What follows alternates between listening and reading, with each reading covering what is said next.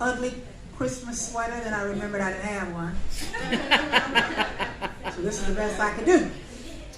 At any rate, welcome. We're glad to see you. Welcome to those people out in the audience. December 15th, I want you to know that this Indy Story Slam is produced by Freetown Village and Storytelling Arts of Indiana. And we'd like to thank them. Give them a round of applause, please. We'd like to thank Chatham Butler for hosting us again. We thought after that first time, surely they wouldn't let us come back, but hey, we're here again. We want to thank Getsker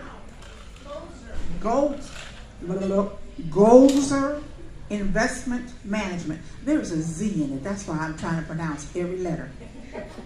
For sponsoring this event, and of course, you know our media sponsor is WFYI. Thank you so much for coming out. Just in case you don't remember, tonight's theme is not kind of wine, what kind of wine you want to drink, or ale. I'm seeing a lot of this on the table. Is my wine over there yet? Okay, yeah. All right. Our theme tonight is Childhood Memories Unwrapped. Remember, this story needs to be told in the first person. It must be a true story, and it should be no longer than 5 minutes. We have first place, second place, and third place winners. We will give you cash or a check tonight.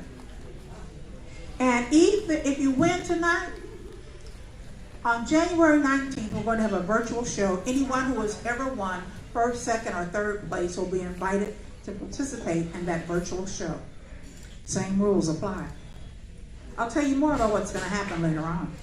But right now, I want to be quiet, sip on my wine, and welcome our very first teller, Mr. Tom Corbett. Come on up, Tom.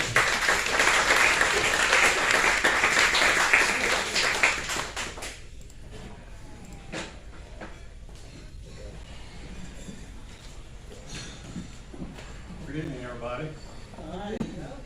Can everybody hear me all right? I don't speak up even with a microphone. I asked to go first because I'll probably go over a little bit, just a bit, and so I also asked not to be part of the competition because of that. But I'll get us started off. So Mary was a good friend growing up. Her family lived across the street and down about 8 houses. And at that time, the neighborhood we lived in, there weren't many homes. So we were good friends, our parents were good friends, we hung out together. And every Christmas Eve, our families would get together at our local church for the 7 p.m. Christmas Eve service. And that went on for many, many, many years. And her dad and my dad would usher, and so they were always joining us a little bit late in the pew after the service began. And that was common, that was the normal thing. So fast forward several years. Mary was about 14, I was about 10, I was a few years younger. And that particular Christmas Eve service, she wasn't feeling well. And so I remember whispers, the adults whispering to her, tough it out and stay. And finally, she couldn't. So she decided to walk home. Now, school and church were about 8 blocks from home. It wasn't that bad of a walk, except it was uphill both directions. So you know how that goes. And if you cut through some neighbors' yards, you could cut off about a block and a half. So I imagine she did that. She wasn't feeling well, and she walked home. And as soon as she left, there was whispering among the adults and the older kids. And I remember not thinking much about it other than I would have been shushed. So, because I was 10 years old. But I was more thinking, the service, the Mass, Christmas Eve, presents. So, sorry Mary was sick, but I had other things on my mind. So, as the service went on, normal, her dad was back. My dad wasn't back yet, so adults were still whispering. And the service went on, and it was a long time before we saw my dad. So I figured, okay, he had other things he was doing. As usher, he also did some maintenance work at the church, so that was, not uncommon. So it was a few weeks later when they were still talking about that, and I started hearing bits of this story.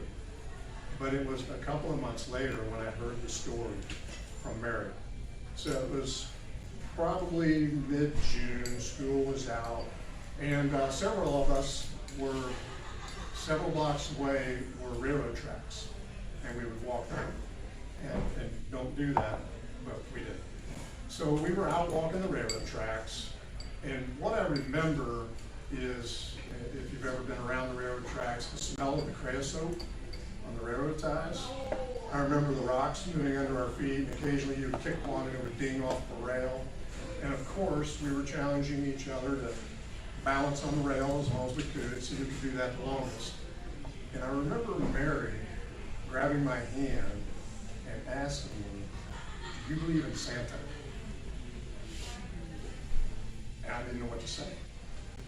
I mean, I knew there was no Santa, but I didn't know if she knew or not. I didn't know what to say. And I can't remember how I answered. That's when she told me the story. That Christmas Eve, she got home and the door was unlocked. And again, not uncommon in that neighborhood at that time. Door unlocked, she walked right in, didn't think twice about it. Walked in toward the kitchen and was in the kitchen almost, and suddenly she realized she was hearing something from the family room.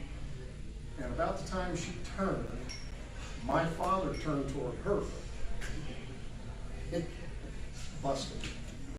So, and she says that probably the look on both of their faces was about the same.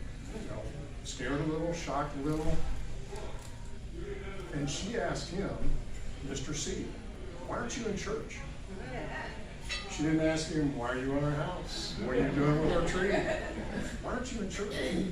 So that evening, though, Dad had to spill the beans. He had to tell her that for all these years, he was the one that was putting the presents under their tree while they were at church. And for all those years, she didn't know how those presents were getting under the tree. And that's why for all those years, when everybody else wasn't believing in Santa anymore, she didn't talk about it. She didn't know what to think. And I often wonder, what did her folks tell her whenever she asked? I found out then at that time that her dad also did the same in our house for many years, until we all knew. So that's my Christmas story Unwrapped.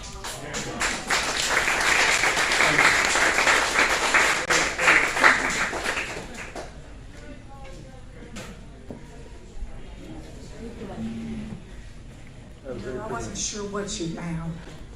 I wasn't expecting Santa though. I thought there was a serial killer, a burglar. You know, this is how jaded I have become. So I want you to know I thank you for giving me such a wonderful story. I appreciate it. Now I know you're thinking, hey, what's up with this Freetown Village? What's up with this storytelling arts of Indiana? I want you to know that if you want to know more about these organizations, go online and go to freetownvillage.org or storytelling